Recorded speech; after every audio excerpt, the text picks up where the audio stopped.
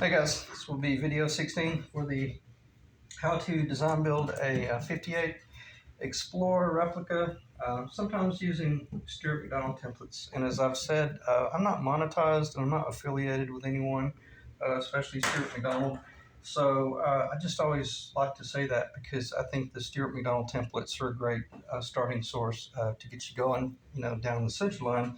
Then you can build whatever footprint around that center line you want, because as long as you've got a certain scale, well, then that's going to cause the pickups to go in a location, and the tuners and the headstock and all that jazz. So it's irrelevant whether we put this on an actual Les Paul or Les Paul replica, or like what we're doing here, basically that same fretboard, yet with the trapezoid inlays um, onto a 58 Explorer replica. So with that said, in this video, I'm gonna be talking primarily about just doing pearl work and stuff like that. And there's a possibility I'm kind of feeling a little bit ambitious. I may do some pearl work on camera, but it will require that I pause here briefly and just reposition the camera so it's just looking straight down, and you can kind of just see the process of how it is I do it. And when I'm wanting to guarantee that I can really watch every move that I make so I don't run the risk of doing what I call or creating what I call a really beautiful disaster, where everything is perfectly true except for one thing. You're either too low or too high or too far off a center line and stuff like that. And the more machinery or the more blocking that you try to put up there to help you do something to offset for the running the risk of working by hand, I personally think the more likely you are to screw up. I prefer to do a lot of freehand stuff. However, when you're doing any sort of freehand work, just relate it to working with a miter saw. The most thing about the most important thing about working with the miter saw is having a firm grip, obviously, on whatever it is you're machining, but then the absolute best safety device on the miter saw, tail saw as well, is going to be the fence.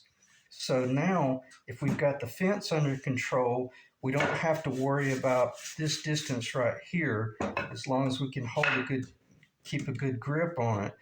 But that's not the fence I would use, but I'll spend a little bit of time talking about that in a moment. But where I'm going with this, just think of this work as like working with a miter saw. You're using your right hand to, pull down when you're ready to cut. You pull the trigger, and you're holding this item right here against the fence, and then you make the cut, whether that cut's on an angle, a straight cut, or an inside angle and stuff like that. Then you put your holding hand in the appropriate location to remain safe and a good grip. So the same principle applies to working off a drill press station, but you got to have a drill press. And mine's a full, it's a, what is it? I think it's a 15, yeah, mine's a 15-inch, 12-speed, 3/4 horsepower, Sears and Roebuck Craftsman, an old Craftsman. It's probably from the early '80s or late '70s. Great old tool. It's a little ornery at the very end because everything about it is nice and true. But if you set the depth gauge on it, when it gets right down to the bottom, as soon as you hit the bottom, the very bottom of where you've got the depth gauge, it wants to pull to the right a little bit. So you just have to go into doing your job knowing that, okay, if I'm going to drill or if I'm going to set it up and use it as a routing station, then I just have to know that once I hit the bottom of my depth that I have set up, my target depth, which I've calculated back here, once I hit that bottom, I just have to understand that my drill, the old worn out drill, is going to want to pull to the right. I'm exaggerating. It's going to want to pull to the right about a half a millimeter, about a 32nd of an inch, which is not much, but that's an enormous amount when you're trying to cut a straight line. And every one of these these straight lines here across the top and the bottom are cut by hand, one at a time, with the quarter inch bit, up spiral. I think it's the down spiral. I love the down spiral bit because as it's turning in its rotation, it spirals. Visually, it looks like it's cutting down, and it allows the cutting blade to be on an angle like this, and it just makes for a much sweeter, more gentle cut. And it's not nearly as likely to want to grab or pull or push you in any direction. If anything, it will. I think if you weren't careful, it might pull a little bit in one of the directions, but not nearly as much as your up spiral bit. The up spiral bit. Oh, I'm sorry. It turns this way. Is that right? Yeah. See, as you're turning it, you're seeing the spiral go up. This thing is so incredibly dangerous because what it'll do, as soon as it goes into the wood, it'll want to grab the board and pull it in that direction right there. And I've made more mistakes by trying to use this bit right here. Well, I learned very quickly to stop using this for that type work, because what I was working on, the reason I brought up that whole principle of having a fence back here. Now, you've got to have a fence that is low enough that you can actually physically get a grip on your material, or on your jig.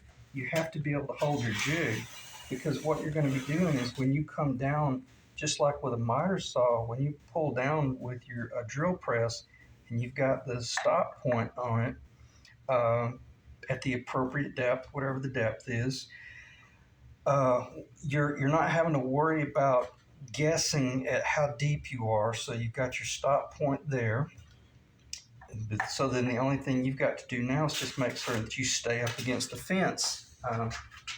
Yeah. And you can just use a real narrow, clean, straight S4S board. That's all you need. And then you can clamp it on either side, on this side and on this side, atop your drill press deck. And then just do it as a lot of us, if you guys are woodworkers at all, most of you have already discovered decades ago the incredible use of using a drill press with a fence across the back to do basically mill work. You're basically doing mill work, but you're typically doing it by hand as well. Either you're just holding the drill press down and you're pushing your material, or either you're pulling your material. And that fence back there is guaranteeing that you don't have to worry about losing control in this direction right there. And what I love about the drill press is it's got your workpiece up really high, so you got a lot of control of that item, as long as you're able to get a good grip back here. So in other words, you wouldn't want to have a fence like that, because you wouldn't be able to even get a grip on it back here. And the cool thing is, wherever you're working, you can keep your hand a good 3 to 4 inches away. No different than a miter saw. If you can use a miter saw, you can do this on the drill press. So just kind of keep that in the back of your mind. This is the dangerous bit. It's going to be a down spiral.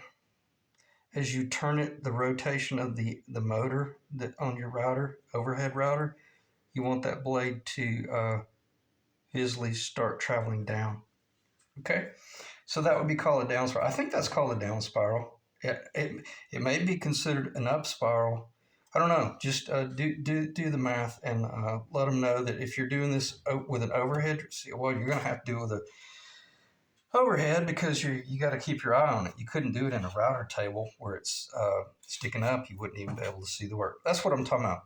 Eye to hand coordination. That's kind of what I should have just started out with the video with, talking about how to use eye to hand coordination and just literally slide this jig in either left or right in order to slowly cut these little slots, and then you're going to come back it's going to have all these little teeth sticking out.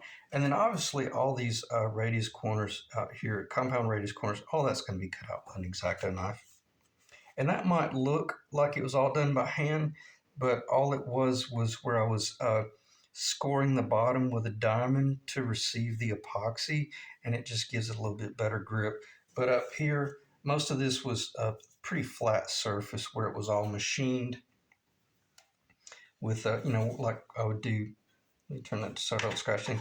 I would do that location right there, then move over about a full quarter of an inch, do that location right there, move over about 3/16 of an inch and do that quarter, leave a little bit of wood in that location. Then I would just be planning on X-Actoing that out. There's no sense in trying to machine out a bunch of material. All you're wanting to do is define that line right there, guaranteeing that it's staying beautiful and true with your bit, and then you're wanting to define this line back here that it is beautiful and true.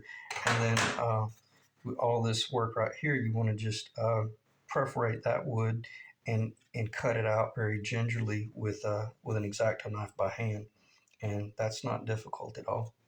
So it's not that it's difficult, it's just incredibly time consuming, and I'm glad I've shown that. That's going to be your lifesaver right there, because you want to put a piece of tape on your finger, because that's exactly where your X-Acto blade is going to be crushing into your finger, and you want to have as few, you don't want gloves on. So obviously you're going to be doing anything you're doing, you're going to want to put that to protect, because you're going to want to be controlling that cut right there. And anyway, I wish I could just continue to go into real deep conversation about everything, but let me just kind of keep talking off the top of my head, because I'll make this about a 25-minute video. But it's really unfortunate that the last two videos I couldn't reel myself back in and get on point, because man, I had some really good information in some of them, but it took 20 freaking minutes to get to it before I ever spit out what it was I was trying to say.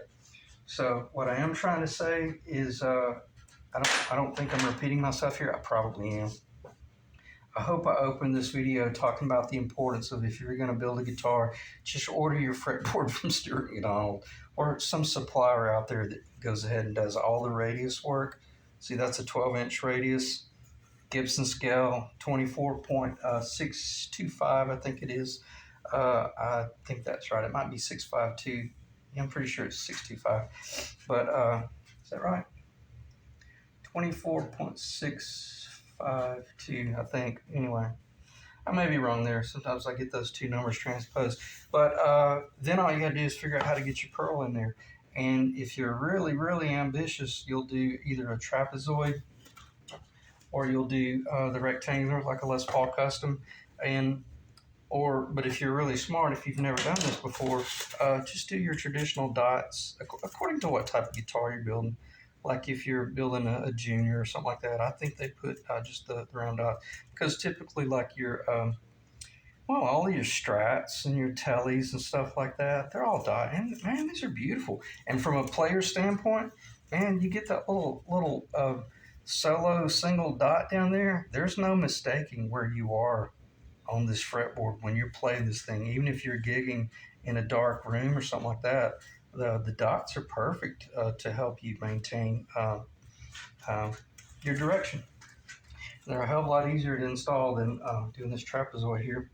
So nonetheless, difficult work. But how did I go about doing it? Okay, so when I'm set up on the table, initially I'm set up right on the edge of this table, and this table is about right in the middle of my stomach. So this is probably about 42 inches high. It's a real comfortable working height, and I'm clamped on both sides out here to the edge of my table with my quick grips, because I want to be able to move it. And I've actually got this stand that I use for my video work. I have it set up on the table, turned facing me, with the light shining straight down, so that I'm literally, I'm standing over here looking in this direction, and I'm trying to make certain that I keep the light directly in line and not coming from an angle that might throw me off because of a shadow. And then if anything, I'm either moving the light down or either I'm moving the board. I'm either moving the board right or left, or either I'm moving the light right or left to try to stay in line with each pearl that I'm cutting.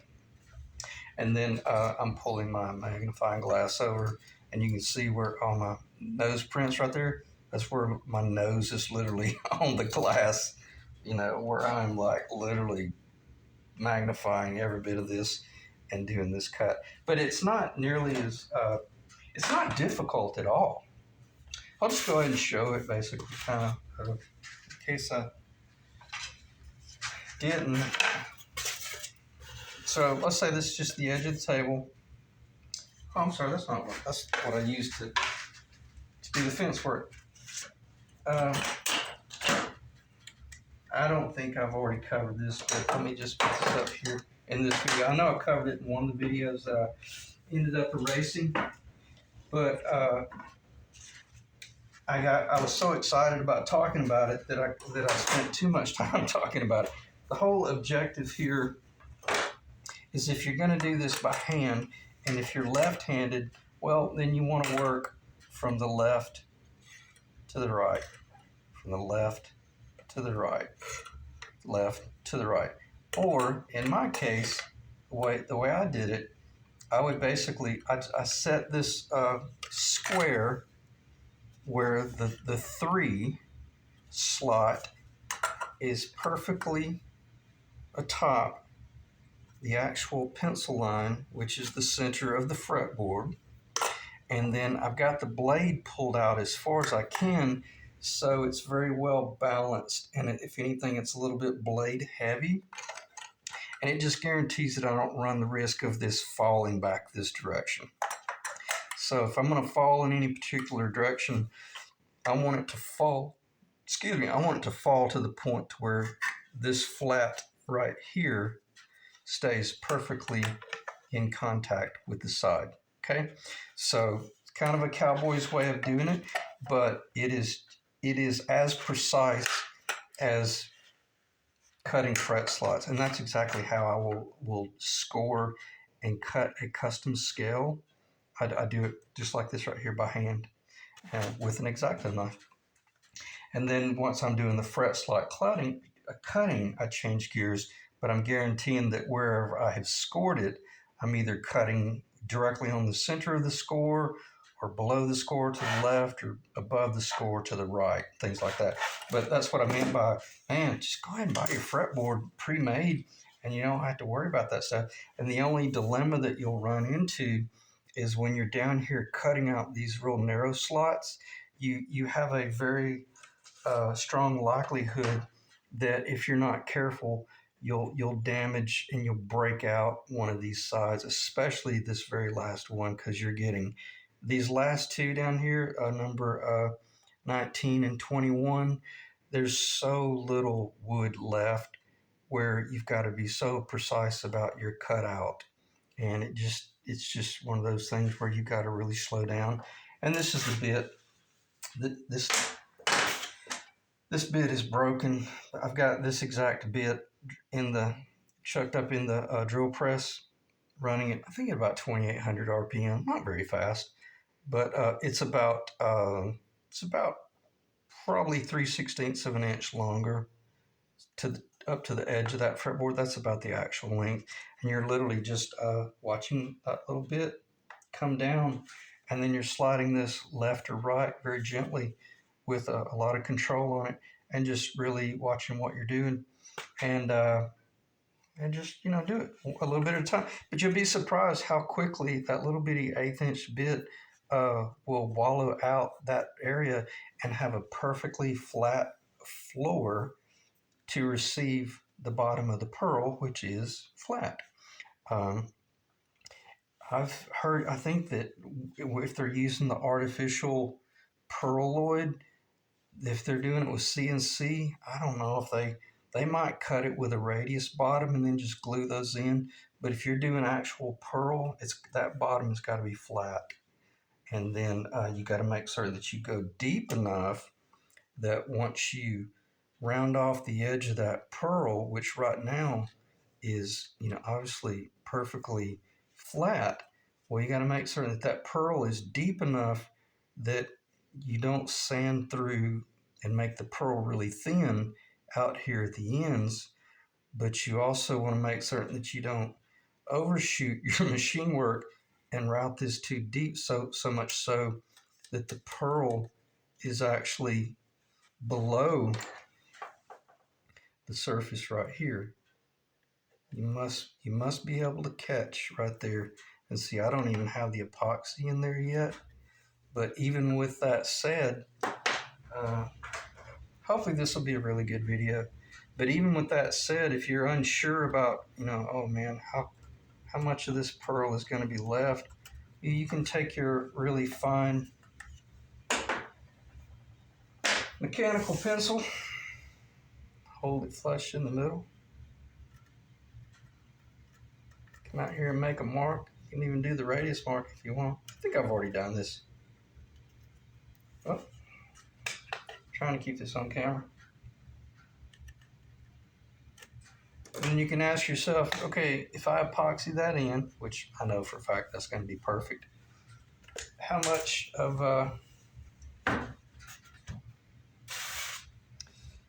this pearl am I going to lose?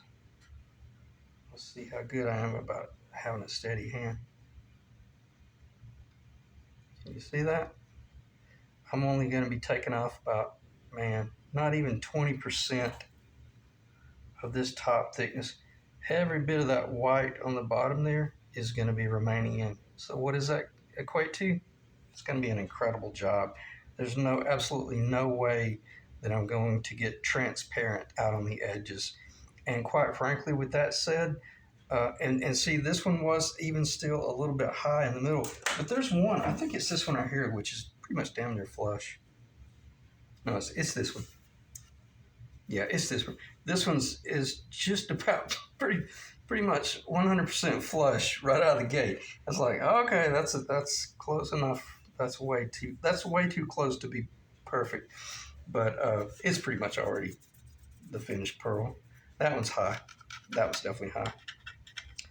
But you definitely want it to rather be a little bit high than too low. And hopefully that'll show up. You can kind of see, maybe you can see some of that. Just, your objective is just to have that real nice flat floor, and then just do the job. And I think the way I did this job, I did that one pearl, like I started this like a week ago, a little bit over a week ago, did that one pearl the very first night, went ahead and mixed up the epoxy and epoxied it in, and started to do some test work on some of the putty work, because anytime you're doing pearl, you're going to have to do a little bit of putty work. I don't know anybody that's good enough by hand to cut every one of these like it was cut with a CNC machine. I know I've never been able to, but I am pretty darn good about not screwing up. But nonetheless, when you're getting ready to, this is where you have to bridle yourself. When you're doing your epoxy work, you're going to do it in two stages. You only want to epoxy the pearl in and have the bottom surface really 100% coated on the bottom of the wood and the bottom of the pearl. But just enough epoxy to do that job. You don't want any squeeze out at all. I think this one right here got a little sloppy. One of them last night got a little bit sloppy, and I was having to clean some of the crap off, and it was kind of ridiculous. I overshot it. It might have been this one, but neither here nor there. I was having to clean some of that crap off, and it was unnecessary. I had too much epoxy in one of these two right here, and it was just uncalled for, because you want it to fit dry enough so you can literally keep an eye on what you see visually and really guarantee, hey, is that pearl truly staying, perpendicular, or is it getting, just true. You're trying to guarantee that you're keeping the pearl true, just true. That's all I need to say.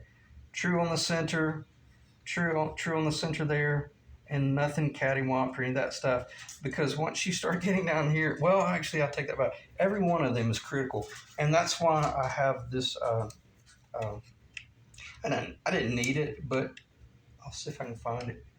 But sometimes I have been known to. Oh, come on! Where's the other fret?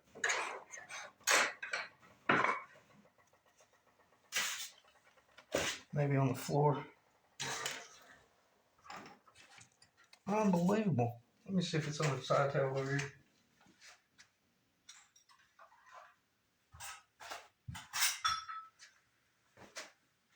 Well, this is why I got mad a little while ago and killed the other video because I lost. Well, whatever. It's probably on the floor. But I keep a second fret. Let me pause and see if I can find that because this is fairly important. Okay, found it. It was right in front of me, hidden under the chisel. But, you know, when in doubt, just ask yourself, does it look right? And obviously, if you use your calipers and everything as you're slowly initiating the first cuts, first real thin, soft cuts, then you're just identifying the location, and then you can do that. But I'll shoot straight with you. It gets really very helpful to have a couple of frets when you start getting down in this location right here, because you got to be hyper critical about the this design. Let me get behind the camera. I'll do the best I can to show it. This may not work because of the shadowing. See the frets? First off, the frets are sticking up out of the fretboard an enormous amount. Let me just try to get a straight on shot.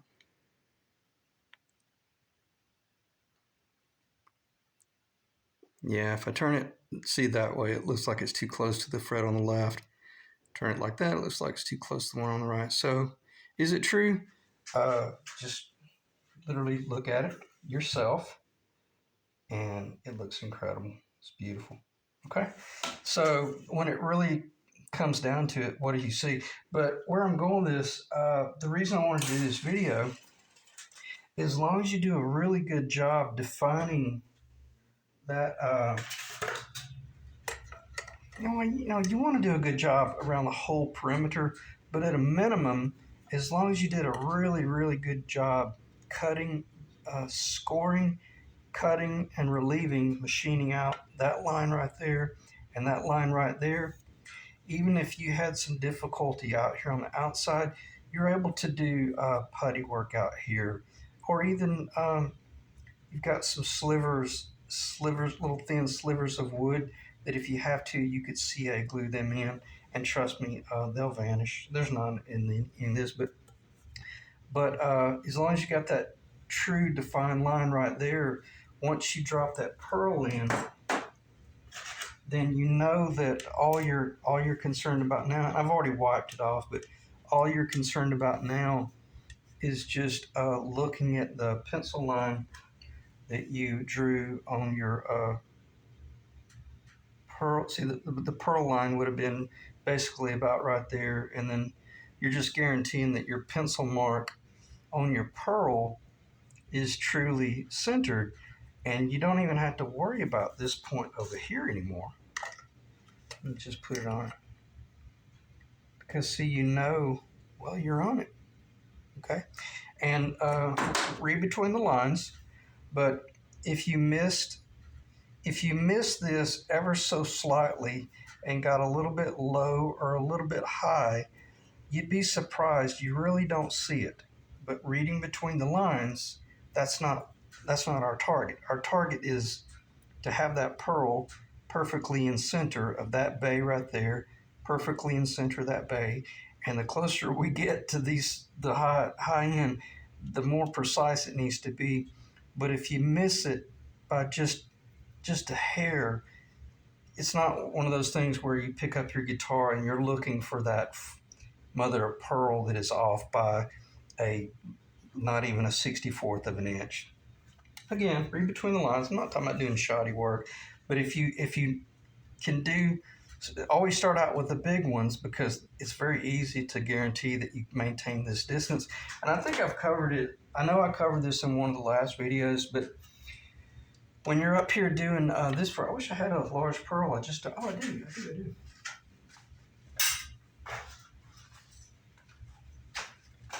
Yeah, I've got, this is some of the celluloid pearl.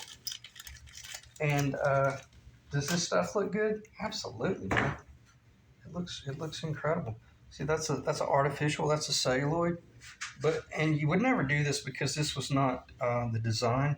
But if you were doing a pearl up here, you would not be maintaining the exact same distance from the edge of that fret slot there to the edge of the fretboard there, because what would happen is once you put the and please understand, man, I am truly splitting hairs now, but if you came in, say if, not if, but when, you're gonna have to have a first fret. If you get the damn thing in there. All right, when you come in with your first fret, now what your true target is to maintain the exact same distance between the edge of the fret and the edge of the fretboard, which now has your pearl, the actual tang overhang higher. So, you know, that, and did they do that on this guitar right here? No, they don't. They just had everything centered, and you can see it's pretty darn recognized. It's pretty noticeable, and that's, to me, it's not an issue. But look how narrow that distance is right there compared to that distance right there. That's enormous. Now these are perfect down here, of course. I'm sure every bit of this is down with some sort of machine, probably a CNC. But not complaining, but obviously, and what's really amazing, you can see how unattractive that is. Oh my gosh, it's amazing how we get used to seeing certain designs, and it's like, wait, I just dropped that pearl. Let me get that out of the way so I don't break it. When we visually get used to seeing a certain thing, that's correct. That is a huge eyesore. That is so wrong. But then imagine if you picked up the Les Paul, and it was black. It's like, whoa, wait a minute, it's missing, something's wrong. So visually, we get accustomed to seeing certain designs, and it was the Robert Benedetto video series I was watching where someone asked him a question about doing something really custom, or how to go about that and doing design. And it's funny, he paused, and you could tell that he was thinking about past memories where he regretted attempting to do something really custom. And he just came out and said, look, the deal is traditional is what everyone kind of wants. And once you start deviating from traditional, man, you better be really good, and you better be really prepared to explain your reasoning as to why you did something that was a deviation from traditional. And I guess it's just our nature to be that way. But anytime I've ever deviated from traditional and tried to do something custom, man, I couldn't give the things away. What I thought was kind of cool and unique and had a lot of character, man, it was again, you get yourself in trouble really fast. So stick to traditional, and you'll maintain better value in your builds, and you'll have less likely, or you'll be less likely to have to explain your reasoning for why you did something like putting a Gretsch headstock on a Flying V or something like that, and that's embarrassing. So, and I speak from experience there, where I actually built a Flying V that was based on the what's that guitar? The Falcon. I put a Gretsch Falcon headstock on a Flying V body, and actually it was beautiful. It really was. I mean, it really looked great because the whole Gretsch headstock had the V. It complemented the body really well, and man, it was so bad that well, I'll tell you how bad it was.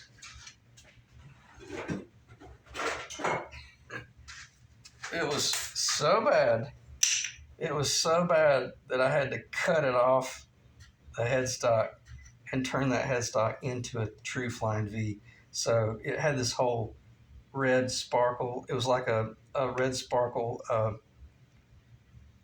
I don't know what the hell it was. It was a flying V. But the guy that bought it, he loved it after I got it turned into more of a flying V headstock.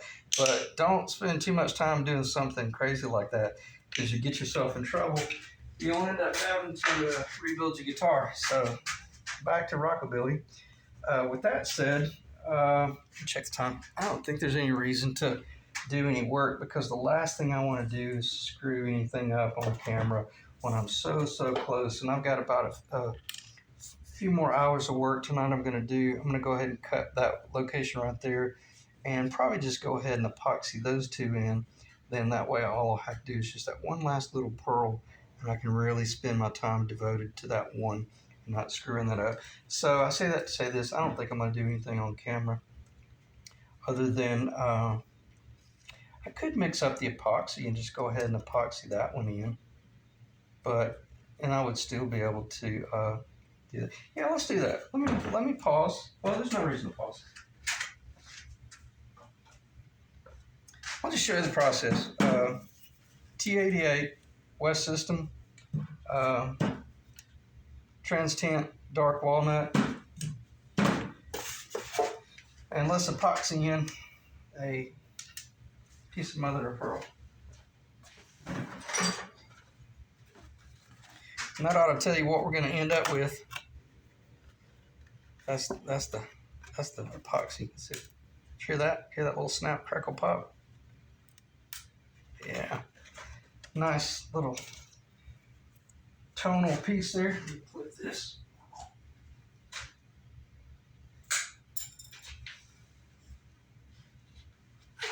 I like using the bamboo skewers because of, you'll see my reasoning in a moment where you've got the point there.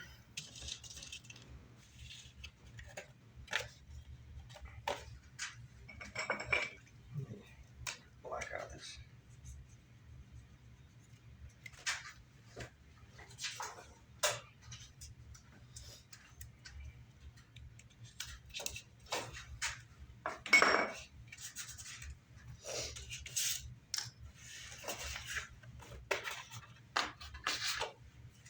That's funny, I wasn't planning on doing any work at all, but this will go fairly quickly, and I will have to pause after I do the initial mix. But when it comes to this, you have to, don't worry about being wasteful, because the most important thing is to do the job. Oh, it's taking forever to draw.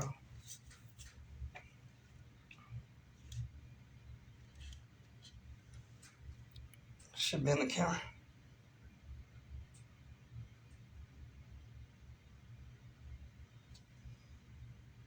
Probably won't be a very wasteful mix.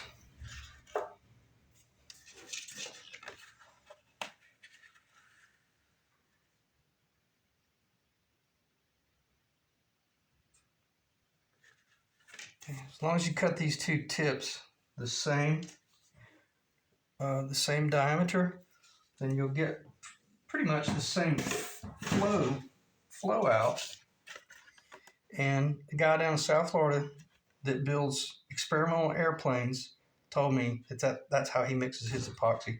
I'm a little bit weak on my hardener, but he just mixes it by visual. And he was like, it's plenty close enough. And I'm like, are you sure? He's like, well, if I'm doing something where it's a really large member, he weighs the epoxy. But he was talking about primarily building an airplane. Everything you're doing is kind of small. And he said, just get used to the color. Just get used to seeing a little bit of an amber color. And see, I'm not so certain I've got enough hardener even in the, oh yeah, I do. Just let me mix it. And this is where most people don't know how to work with epoxy, and even I didn't know any better. I thought you just mix this for about 1.5 minutes, 2 minutes, and then you're ready to do the work. But he was explaining to me, mix it for about 2 minutes. You can see this is a 24-hour epoxy. Mix it for about 2 minutes. I'm not going to do that on camera. Well, maybe I will because I'll just keep talking about it. But just mix and mix and mix and mix. And then after you get it mixed, I'm going to go ahead and fast forward a little bit. Push it into a little puddle like that and let it sit for about 2 to 5 minutes. And what it's doing right now, it's kicking on a molecular level. It's actually they call it kicking. So it's interacting on a molecular level where the resin and the hardener are truly, becoming an epoxy. If you were to rush that mixing process and then you put two members together, well, it's almost kind of like you're putting it back in the bottle because you're robbing that epoxy in the middle. I'm really splitting hairs here, but that epoxy in the middle, you're robbing it of some of the oxygen and the ability to breathe, and it's probably going to be a weak joint. And also, this is what's so difficult for most builders. When we glue things together, we have a tendency to, really kind of clamp them together. But when you're working with epoxy, he was talking about how building an airplane, he was talking about how if you clamp it so tightly that you squeeze most of the epoxy out, it becomes a very weak joint. But if you just kind of epoxy it together, not loose, but just with not major clamping force, it's a much stronger joint. And I think this stuff is designed to be upwards of like almost like a 1/16 of an inch gap. And they said that if it has a 1/16 of an inch gap, it's just as strong as if it was making contact. So, but I struggle with that because I'm the type person, I really want things, clamped together. So if you're going to build an airplane, be careful about that or do your research. But he was basically, it was just amazing how important it was to, really let this mix it properly. So what I'm going to do, I'm going to pause because I really didn't even mix it for 2 minutes. I'm going to mix it for 2 minutes, then I'm going to let it kick for about 2 to 5 minutes because you never want to add any sort of, I think they call it substrate, like a walnut shells or crushed dust or crushed wood, little fibers, any sort of fiber material to kind of make it like a peanut butter. In other words, the consistency. So the same thing with adding a color. You want to make certain that the hardener and the resin are truly mixed on a molecular level before you start adding any color. And otherwise, if you try to do that, if you try to rush it, you're going to end up with an inferior joint. And there was a guy that used to chime in a lot. His name was Steve. He was talking about how he used to restore aircraft instruments. So he was talking about how some parts of the aircraft instruments, they had to do epoxy work. And it was like down to a science that the process they had to follow. So anyway, next time you're working with epoxy, now if it's a 5 minute, if it's a real quick cure epoxy, every bit of this is expedited. But I like working with a 24-hour cure epoxy because it gives me plenty of time to do a video and talk about what it takes to build a guitar. So let me pause. I'll let that sit for a couple of minutes and then we'll put a little color in it. And I'll actually show you how to do your color so you don't do too much. And then we'll go from there. So let me pause.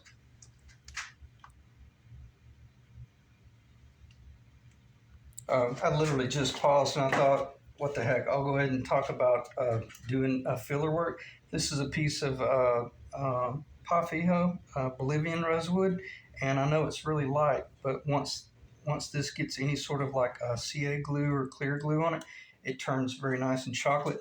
So what I do, if I needed to do a little bit of filler work, I just create my own dust. I'm not going to add this to this epoxy, but if this epoxy, well, I may. It wouldn't hurt it because this epoxy is going to be, no, I'm not even, never mind.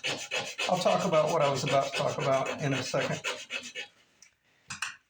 Meaning if that floor was too low and I was trying to build up the floor to raise the epoxy up, first off, that's a really dangerous proposition because you'll sit there for 45 minutes and it'll feel incredible.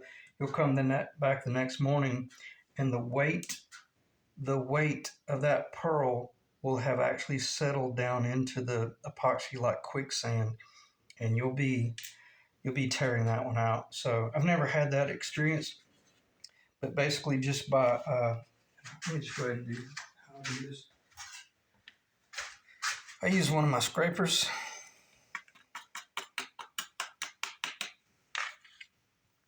I got my little dust there, and I typically would use like a razor blade.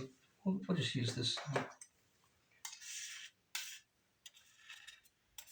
So you've got your little pile there, and then I don't want to add it to this because see, that pearl was already just a little bit high in the middle, and if anything, the last thing I want to do is have any sort of thickness there forcing it higher than it needs to be. So just the thickness of this epoxy, even if it settles down to almost pearl to wood, then it'll be perfect. But since I'm mixing up such a very, very small amount here, I don't want to put too much color in there.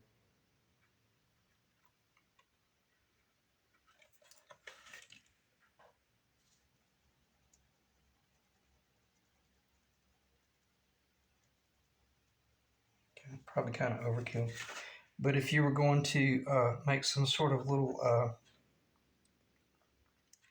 probably won't need much, but I don't want to waste too much of my epoxy with this sample here. But basically the way I would do this, I would just put a little bit of epoxy on my paint stick on my stick right there, and I would come over here and dip into that, or I would just have it over here on the side, and I would kind of pull a little bit of the wood over there and make my little putty.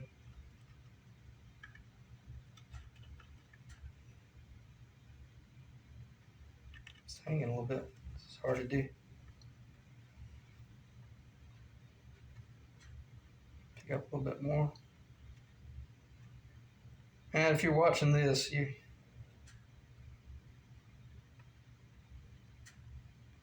interested in building guitars, I guess.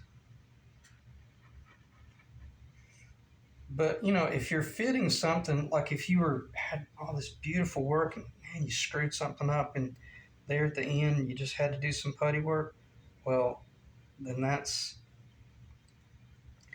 clear epoxy that is mixed with actual rosewood, and that once that dries, that's going to be as close to the actual authentic wood as you could get. And that's what I meant by, I don't know anybody that could do that right there by hand and not have to do some putty work.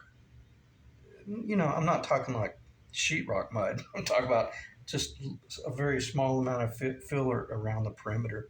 So that would be one way to do it.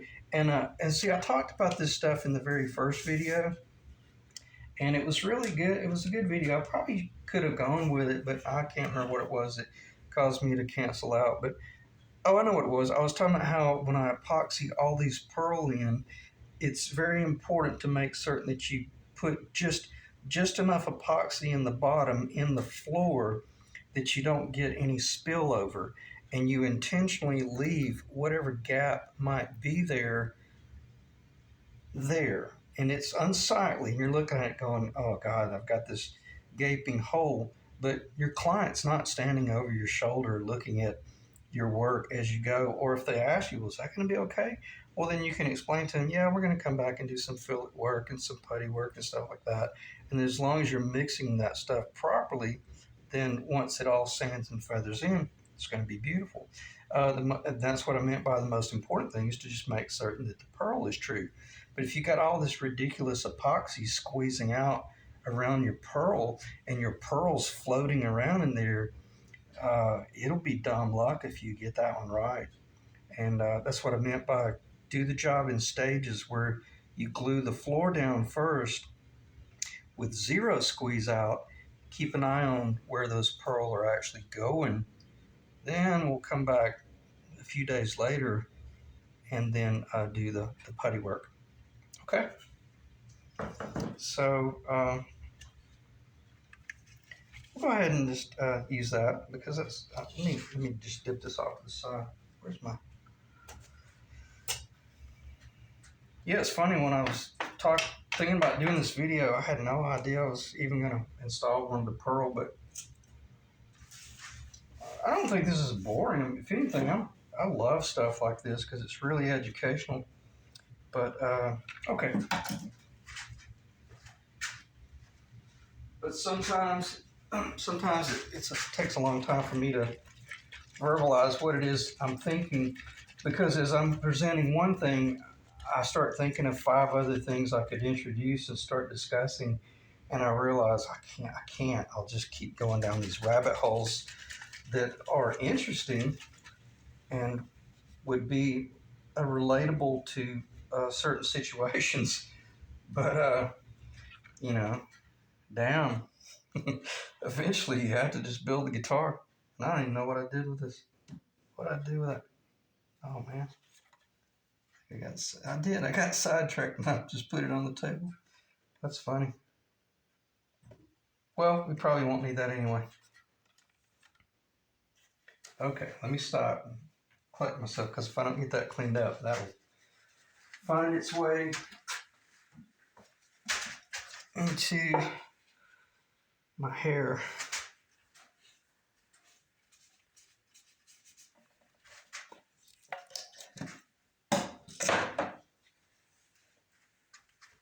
No matter how bad it gets, I'm not gonna do this video again. Okay, basically what you do here, you're not gonna be able to control how much of this comes out, so just drop it way over here, away from it. You don't need nearly that much, so you're gonna be wasting most of that. But at this point, all you're gonna be doing is kind of pulling a little bit of it over and then just working off that corner there.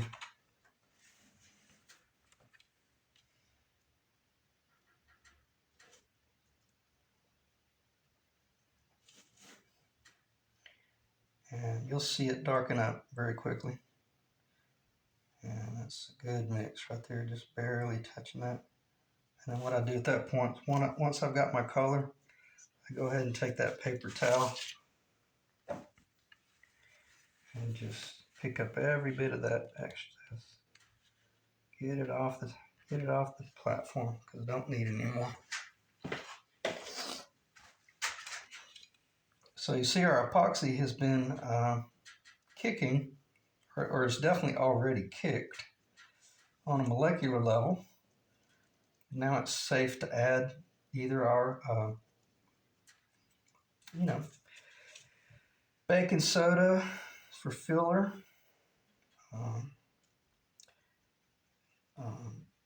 fiberglass fibers. We're doing boat work.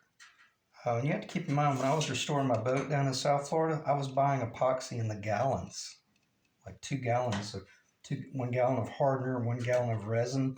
So I was mixing this stuff in like half-cup formulas, and then I was blending in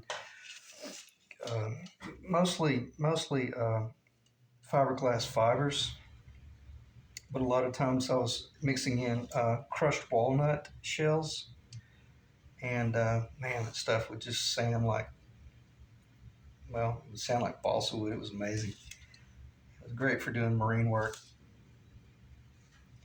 So anyway, there you have it. You got this little, it's like a little mood ring, and And we know that we did not affect the molecular makeup of the epoxy, but we've got a really beautiful dark chocolate raw umber material that if a little bit does squeeze out, well, at least it's not white, it's not clear, crap like that. I'll do the best I can to keep this on the camera. It shouldn't be very difficult. Just do it by hand. I got a feeling what's going to happen here is I'm going to have a tough time not putting too much.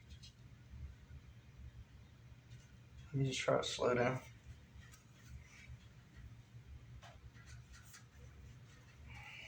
Damn, this is hard to do on camera.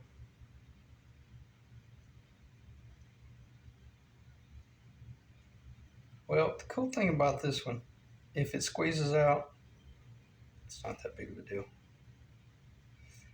And I have found that if you just let it kiss against the sides, because see the reason I don't have a problem with having a little bit too much epoxy in this one, not too much, but just kind of a heavy feel, is because I've got a laser straight snug fit on that pearl, and whether it's dry or wet, that pearl is only going into one spot. It's not going to be slipping around and running the risk of getting out of trueness with the center or the side to side.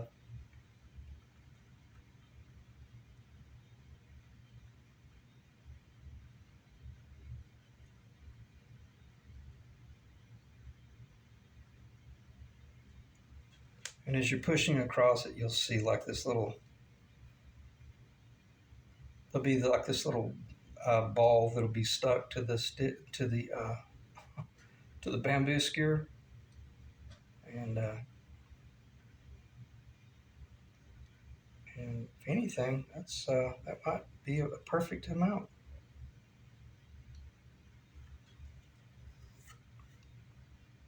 Yeah, that's not bad. Kind of a little bit of squeeze out. So I might be contradicting. I'm going to put just enough to skim coat this, but I don't want any mill thickness on here at all, other than just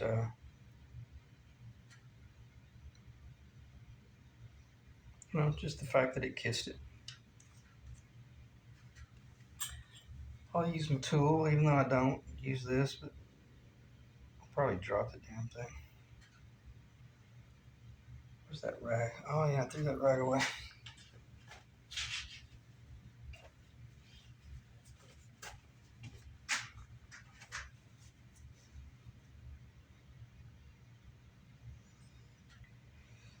I would just be putting it in by hand. Trying to keep it on camera, but it's hard to.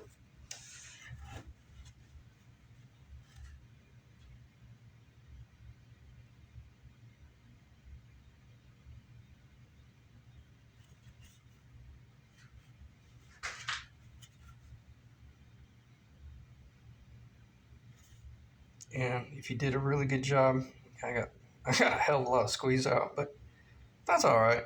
I'll clean it up with the lacquer thinner cloth here in just a second. But the most important thing, yeah, I got way too much. So everything I said about just doing the bottom, that's incredibly important if your pearl was sloppy, a sloppy fit. Like if this was a sloppy fit, that right there would get us in major trouble. But the fact that I don't have a sloppy fit, I'm not gonna leave it dirty. I'm gonna clean it off here.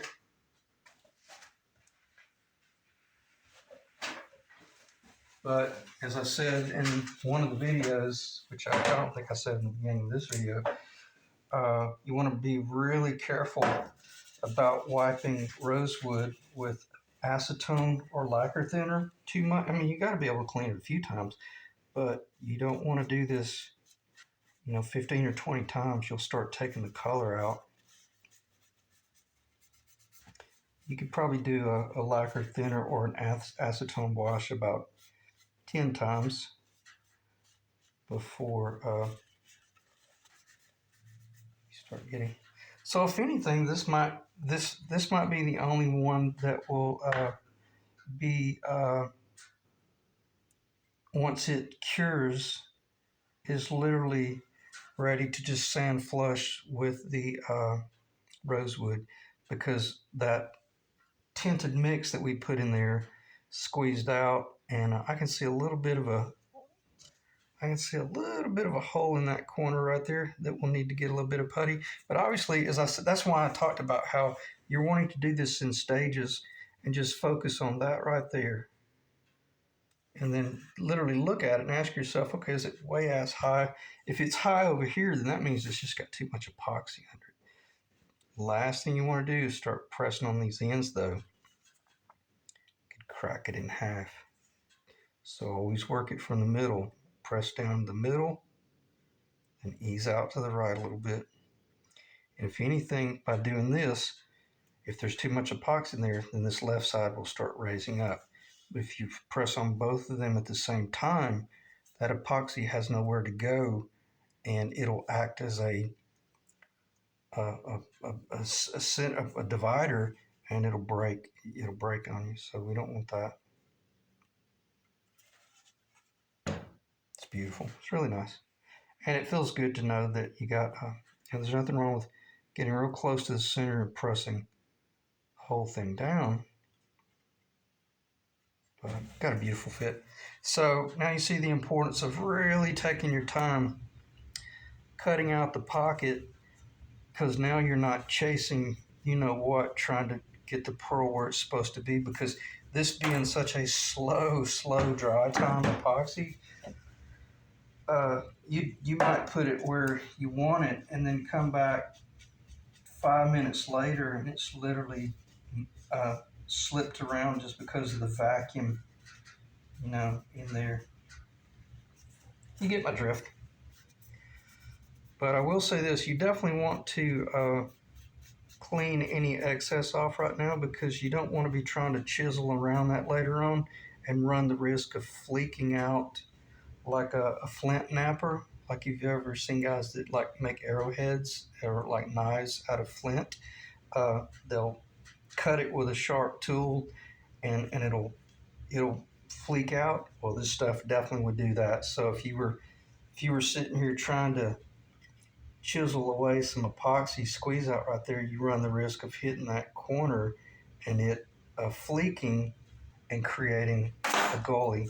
So everything about this process is you got to do it in stages. The most important thing we're doing right now is getting the pearl installed perfectly true, perpendicular, center line, just true, as I said, and then leave it alone, let it dry. Then, but definitely clean it up. If there was some squeeze out, get some of that squeeze out cleaned up, and then leave it alone, let it dry.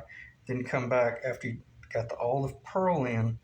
Then come back with your dust and determine whether you're going to mix it up into some epoxy and spatula it down into the slots. Like there's a little slot right there. Well, all of them are going to get some putty around them, and then let that dry for a few days. And then after that's cured, then you can just start sanding. And I need to stop because I'm getting way too far ahead of myself. But usually what I'll do is I'll just go ahead and I'm so tempted to sand it, but I can't, because I can't let that pearl dust get down in that perimeter. That perimeter, even though it might be a gap, is dark. I don't want anything other than rosewood or dark epoxy in there. So you have to do it in stages. But once it's dry, then I usually just come in here and very gently start easing off the round. This is what I was talking about, Ed, when you're like, well, when do you sand that? Or is it once it's on the guitar? No, I'll go ahead and do the entire fretboard will be beautiful, true, And because we got this from Stuart McDonald, that's the fretboard. I don't want to lose that radius at all, even though I've got the 12-inch radius sanding block. I will eventually get there, but the next step will be, after all the pearl are in and dry, the putty work's done, dries for a few days, then gets sanded with the radius, and then if there's any additional gaps, then I'll address those as I go, and then I'll be ready to taper the fretboard. Actually, obviously taper it, meaning cut off this excess here, and then accommodating for the thickness of the binding, the finished dimensions, and all that stuff. I'm not sounding like I'm not being melodramatic or anything. It's just there's just a whole bunch of little operations. Nothing really difficult, but if you try to get ahead of yourself, you might create. You're likely to make a mistake, and then it's going to be something that you've got to machine one of those out and repair it, and that's a nightmare. You don't want to have to do that. So take your time, really slow down, and do it in stages. That way it'll come together and be a beautiful job. And then just look at it and ask yourself, does it look true? And we can ask ourselves, well, it looks true right there, but let's put some frets in it. And let's see if it truly is true visually. It might be off a millionth, or not 1,000th. It won't be off that much. Damn, can you get that to stay in? Well, they usually stick a lot better than that. Wow, gotta get behind the camera.